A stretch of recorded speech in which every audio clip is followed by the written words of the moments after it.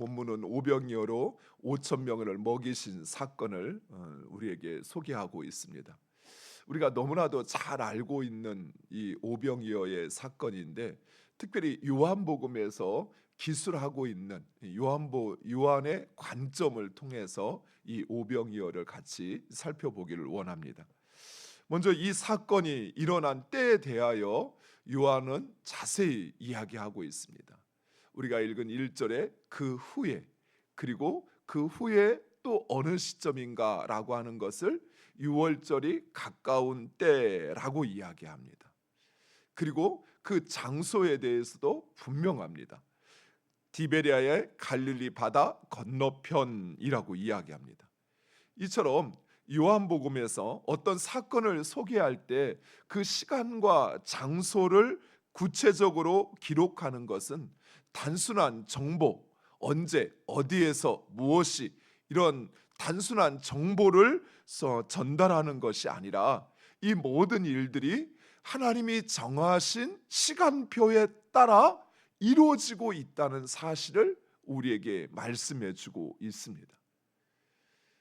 그저 우연히 어느 날 갑자기 또 생각지도 못한 장소에서 이루어지는 것이 아니라 이 모든 것이 하나님이 정하신 그 하나님의 일정과 계획에 따라 예수 그리스도의 삶과 그 구원 사역이 이루어지고 있다는 것입니다. 이처럼 사랑하는 성도 여러분, 우리의 인생에 찾아오는 그 모든 고난과 또 회복도 모두 하나님의 정확한 시간표 안에 있다는 사실을 믿으시기 바랍니다. 때로는 고난이, 힘든 시간이 길게 느껴질 수도 있습니다. 그러나 결코 길거나 짧지 않다는 사실이에요. 하나님이 정하신 때, 그리고 하나님이 그 일을 이루시기를 원하시는 바로 그곳에서 하나님의 역사가 이루어지고, 우리를 통해서 이루어지고 있다는 사실입니다. 특별히 본문에서 6월절이 가까운 때라고 하는 것은 단순한 시기만이 아니라 이루어지는 이 사건이 바로 6월절, 이스라엘 백성들이 지키는 6월절 사건의 실제라고 하는 것, 곧 6월절이 예수 그리스도를 예표하였다고 한다면 이제 예표가 아니라 실제이신 예수 그리스도를 보여주고 있다는 사실입니다.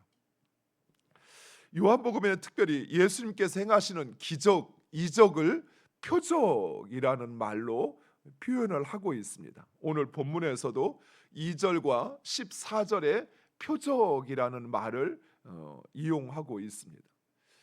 이 표적이라는 말은 헬라어로는 세메이온이라는 말인데, 이 표적은 단순히 예수님의 기적적인 능력, 그러니까 기적을 행하시는 예수님의 그 능력을 나타내는 것이 아니라, 표적이라는 말 자체가 가지는 의미처럼 예수님이 누구인가라고 하는 것을 증명하고 있다는 사실입니다. 즉 예수님이 행하시는 그 모든 기적은 예수님에게는 이런 능력이 있어 라고 하는 것이 아니라, 그 기적을 통해서 예수님이 누구인가, 곧 하나님의 아들이신 예수님, 그리고 그 예수 그리스도를 믿어야 한다는 사실을 강조하고 있다는 사실입니다. 특별히 요한복음에는 7개의 표적이 등장합니다. 물론 기적은 그 이상 등장하지만 표적이라고 표현하는 사건이 7가지가 등장하는데, 이 7개의 표적은 창세기에 하나님이 세상을 창조하신 7일에 연관되어서 해석을 할 수 있는데, 오늘 본문에 등장하는 이 오병이어의 사건은 4번째 표적으로서 창세기에 보면 첫째 날 행하신 것과 넷째 날 행하신 것이 연결되어 있죠. 하나님이 첫째 날 빛과 어둠을 만드셨죠. 그리고 그 빛이 세상에 드러나게 하는 해와 달과 별을 넷째 날 만드셨죠. 그러니까 이렇게 연결되어 있는 것처럼 예수님의 7개의 표적도 쌍을 이루어서 연결되어 있습니다. 즉 이 4번째 오병이어의 표적은 첫 번째 가나의 혼인잔치에서 있었던 첫 번째 표적과 연결되어 있습니다. 즉 예수님은 우리를 영생하도록 하시는 생명의 떡이요 생명의 음료라고 하는 것을 이 두 표적이 우리에게 보여주고 있다는 사실입니다. 가나의 혼인잔치에서 물을 포도주로 변화시켜 먹게 하셨던 것처럼 이 오병이어의 사건에서도 먹을 것 없는 그들에게 마치 포도주가 떨어진 것과 같이 먹을 것 없는 그들에게 오병이어로 5천 명을 먹게 하신 것처럼 단순히 육의 양식이 아니라 그들의 영을 살리는 생명의 양식이신 예수 그리스도를 보여주고 있다라는 것입니다. 좀 더 구체적으로 살펴보면 예수님께서 예루살렘에서 돌아오자 갈릴리의 많은 사람들이 예수님을 따르게 되었습니다. 물론 이들이 처음 예수님을 따른 것은 예수님이 행하신 표적 때문이었습니다.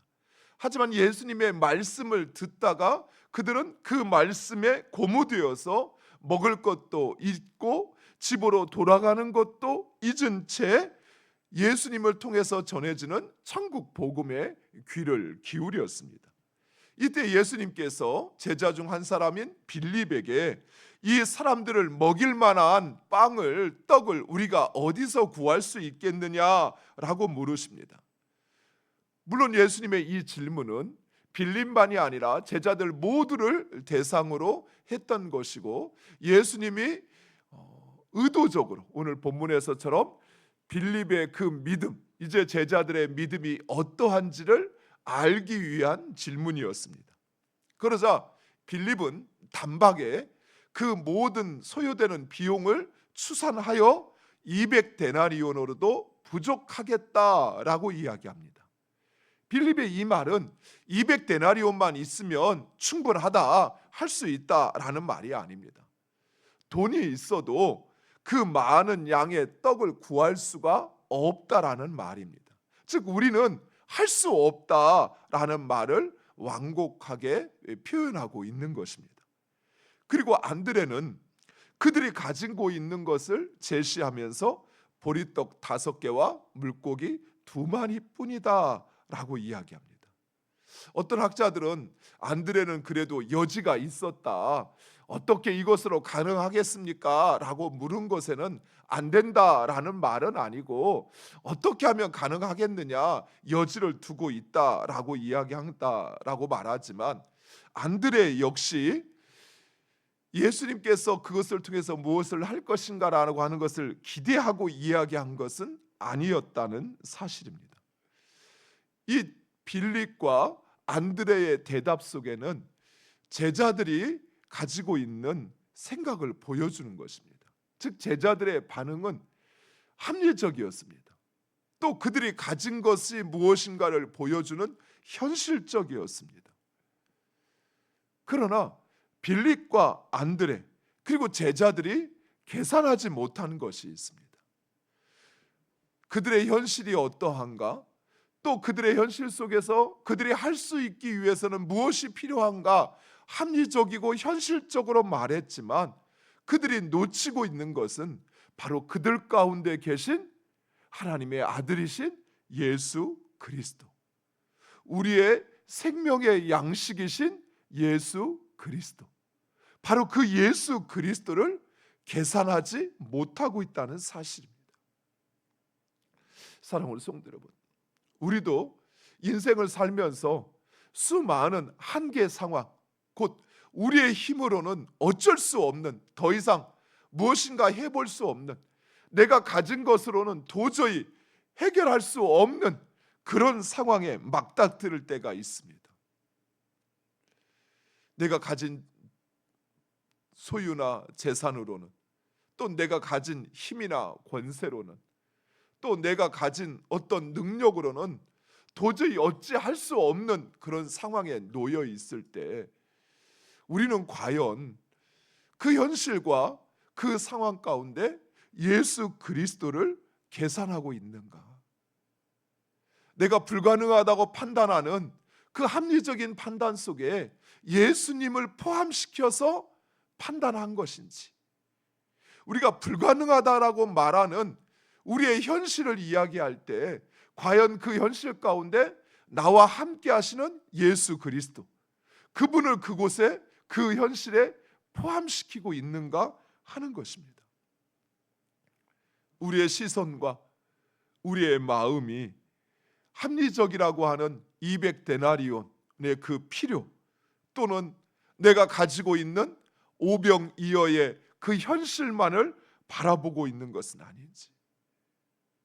사랑하는 성도 여러분, 만약 예수님이 우리와 함께 하심을 믿는다면, 그리고 그분이 진정 하나님의 아들이심을 믿는다면, 우리는 그 모든 합리적인 판단과 현실적인 우리의 삶, 그것 넘어 예수님을 찾아야 한다는 사실이에요.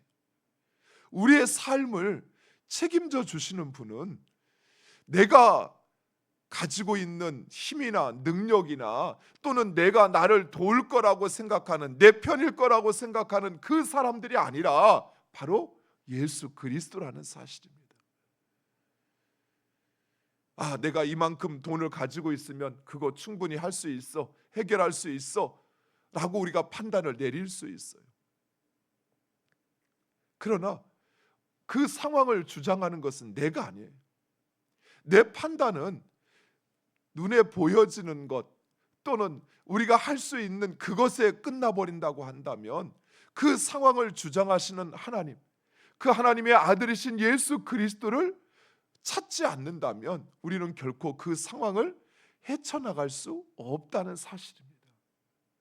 사랑하는 성도 여러분, 여러분이 무엇인가를 가늠할 때, 또는 계산할 때, 이 정도면 될 것 같아, 이렇게 하면 일이 될 것 같아, 이런 판단을 내릴 때 그 판단 안에 예수 그리스도가 계셔야 한다는 사실이에요. 예수님이 함께하지 않는다면 결코 우리는 우리의 삶에 처해진 그 상황들을 주장하거나 우리의 기대로 넘어갈 수 없다는 사실입니다. 예수님은 제자들에게 무리를 나누어 앉게 하신 후에 마치 성만찬을 행하셨던 것처럼 떡을 가지고 축사하시고 그것을 나누어 주셨습니다. 이것은 오늘날 우리가 성찬을 행할 때에도 성찬을 행하는 주례하는 분이 떡을 들고 그것에 대하여 하늘을 우러러 기도하시고, 그리고 그것을 나누어 주시는 것과 동일한 방식으로 진행을 하셨습니다. 즉, 이것은 예수님께서 오병이어를 통해서 단순히 배고픈 사람들의 그 굶주림을 채우는 것만이 아니라 자신이 바로 우리를 살리는 생명의 떡, 생명의 양식임을 보여주고 있다는 사실입니다. 그렇습니다. 예수님께서 행하시는 그 모든 일들은 단순히 우리의 필요를 채우거나 또는 우리의 문제를 해결하는 것에 있는 것이 아니라, 그것을 통해서 하나님이 누구이신가, 예수님이 우리의 삶을 책임지시는 분이라는 사실을 우리에게 말씀하고 있다는 사실이에요. 자, 이것을 우리의 삶에 적용해 보시기 바랍니다. 여러분의 삶에 이루어지는 그 모든 일들, 여러분의 삶에 찾아오는 그 모든 고난이든 그 어떤 상황이든, 그 모든 상황은 하나님의 시간표에 의해서 이루어진다는 사실입니다. 그리고 그 모든 일들은 우리의 삶의 주권이 하나님, 그의 아들이신 예수 그리스도, 그분에게 있다는 사실을 우리로 알게 하시기 위하여 행하신다는 것이. 따라서 우리는 하나님을 찾아야죠. 하나님의 아들이신 예수 그리스도를 찾아야죠. 사람을 찾을 것이 아니라 나에게 얼마의 돈이 필요한가라고 하는 그 돈을 모으기 위해서 행할 것이 아니라 먼저 하나님을 찾아야 한다는 사실이에요. 예수 그리스도를 찾아야 한다는 사실입니다. 주님, 어떻게 할까요? 우리가 가진 것은 이것밖에 없는데 주님, 어떻게 할까요? 주님을 찾아야 한다는 사실이에요. 이 문제를 해결하기 위해서는 이만큼의 돈이 상황이 사람이 필요한데 하나님 어떻게 할까요? 하나님을 찾아야 한다는 사실입니다. 그리고 예수님은 남은 음식을 낭비 없이 모두 수거하라라고 하십니다. 그래서 모은 것이 12바구니가 되었다라고 말씀하고 있습니다. 남은 것이 12바구니가 된 것이 우연이었을까요? 그저 사람들이 먹고 남은 것을 다 모으다 보니 어찌어찌 하다 12바구니가 모였을까요? 아닙니다. 12광주리가 남은 것은 결코 우연이 아니라는 것이에요. 제자들은 예수님의 말씀을 따라 오병이어를 바구니에서 나누기 시작했습니다. 그 오병이어를 나눌 때마다 바구니의 양식이 계속 제공되어지는 것을 그들은 경험했습니다. 12바구니는 바로 그 증거라는 사실이에요. 남은 음식은 단순히 많은 것을 소비하고 낭비하지 말라라는 의미보다는 그 12바구니를 통해서 제자들은 예수님의 말씀에 순종하였을 때 일어나는 그 말씀의 능력, 순종의 역사를 제자들은 기억하라는 것입니다. 사랑하는 성도 여러분, 우리의 삶에서도 마찬가지입니다. 우리가 하나님의 말씀에 순종하였을 때 하나님께서 그 말씀의 능력을 우리로 경험하게 하십니다. 그것을 잊지 않고 기억하셔야 돼요. 또 한 가지는 이 12바구니는 12제자 또 12지파를 상징하죠. 즉 12방울이는 증거인 동시에 제자들의 남겨진 사명의 몫이라는 사실입니다. 제자들이 예수님의 말씀에 순종하여 떡을 사람들에게 나누어 주었던 것처럼 이제 이 12바구니는 제자들이 나누어 주어야 할 그들의 사명이라는 사실이에요. 사랑하는 성도 여러분, 주님께서 우리에게 우리가 먹고도 남을 만한 양식을 우리에게 주시는 이유가 바로 여기에 있습니다. 그것은 이제 우리의 사명이에요. 우리가 나누어 주어야 할 우리의 사명이라는 것이에요.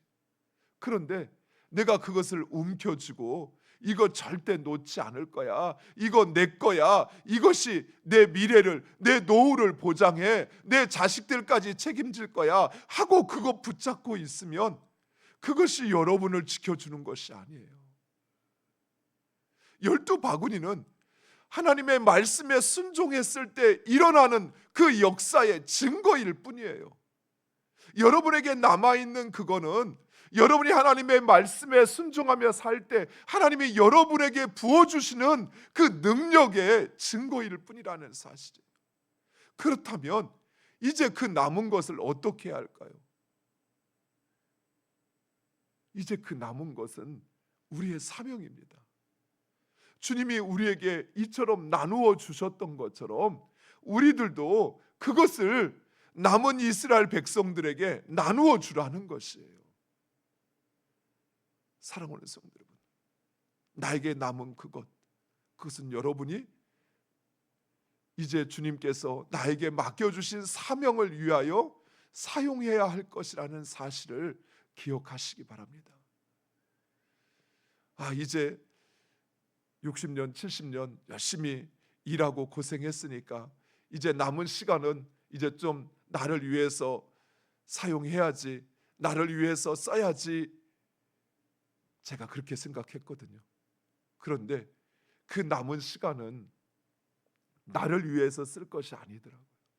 그 남은 것은 이제 주님이 나에게 남겨진 사명이 있다라는 것이죠. 그래서 그 사명을 위하여 사용하라고 주신 것이에요. 물질도 마찬가지. 사랑하는 성도 여러분, 하나님이 나에게 주신 것, 이제 내가 그것을 쓰고 남은 것이 있다면 그것은 주님이 나에게 맡겨주신 그 마지막 사명을 위하여 사용하라고 우리에게 주신 것입니다. 그것을 낭비하지 마세요. 그것을 버려두지 마세요.